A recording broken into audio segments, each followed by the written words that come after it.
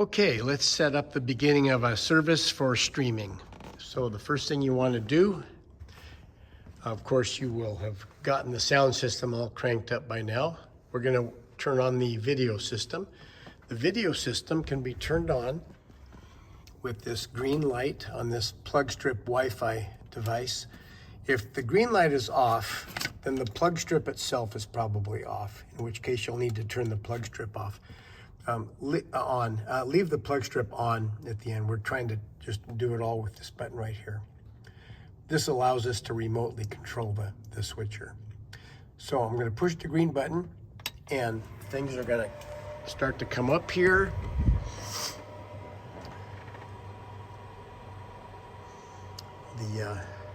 This monitor will come up and it will show, in a minute, it will show all the cameras and the program, the preview screens. If the cameras do not come up, then the cameras are probably turned off. The cameras get powered on with this switch that's right up here by this beam. The switch right here turns all three cameras on. We often leave them on, but we can turn them off if we want to. If we turn them off, it resets the cameras to a 0 position. So if keeping the cameras from service to service in the same position is important, just leave them on.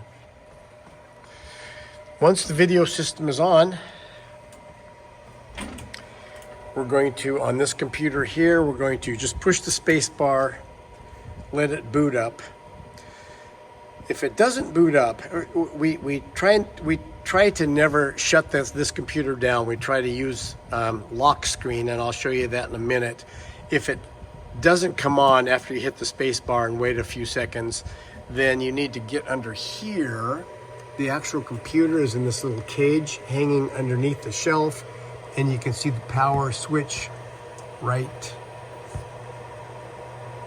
here. Just push that and it will boot up the computer. And the computer just went back to sleep again. So we're going to log in. The login password is just the word Grace, all lowercase, Grace, and enter, and it will boot up for us. First thing we're going to want to do is lean the cursor against the dock down below. And you hit the bottom of the screen, there's the dock. This icon right here is OBS. We're going to click on that and it will launch OBS. And if OBS comes up like this without giving you any fits at all, then it should be good to go.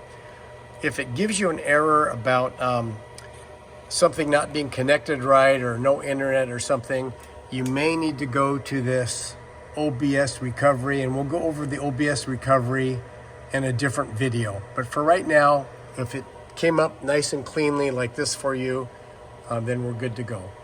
To set up your stream, the first thing you want to do is click on this button right here. It says Manage Broadcast.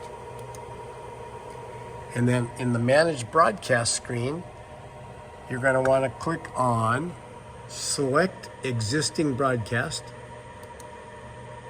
And don't use the top one that says New Stream Link. Use whatever one has been pre-set up. In this case, the only one we have set up right now is the May 17th at 2 p.m., the George Brown Memorial.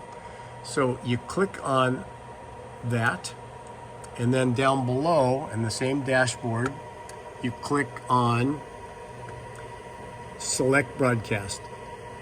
Don't click on Select Broadcast and start streaming. We want to just get things ready and we want to start the streaming later. So we're going to click on Select Broadcast. You click on that and it comes up, and now we've selected the broadcast.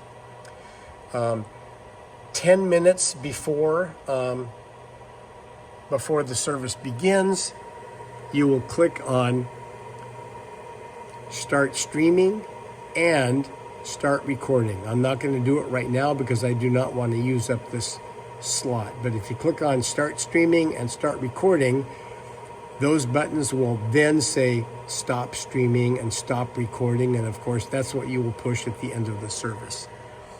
And that's basically it. You've turned on the system, you've selected a stream that you're going to use, and now it's all about just running the service. On the switcher, on the very bottom bus, this is the most simple thing you can do with the switcher. You've got previews for camera 1, 2, and 3, and Pro Presenter, which is our graphics generator. And when I'm going to try to go wide here, and you can see that when I press camera 1 is in the upper left preview monitor right over here, and here's camera 2, and here's camera 3. Right now we've got color bars only because we just turned the system on. If you've got camera 1 pushed and you want to have that be the program, you simply take the fader bar on the switcher and fade it, and now we're on camera 1. You can now over here select camera 2 or camera 3, and when you move the fader bar again, it's going to now dissolve to the camera you just selected. And the camera that was hot before now becomes the preview. So you can go back and forth between two cameras easily like that. At the end of a service, once you've your stream is finished, you're going to want to over here click stop streaming, and it will say stop streaming and stop recording, and then you can just basically quit the program by clicking on the little red button in the upper left hand corner, and that'll put OBS away. And if it asks you anything about saving the program or whatever, don't. Just close it and let it close. That's the basic operation, that assuming nothing goes wrong. The next video will have some things to fix if things go wrong.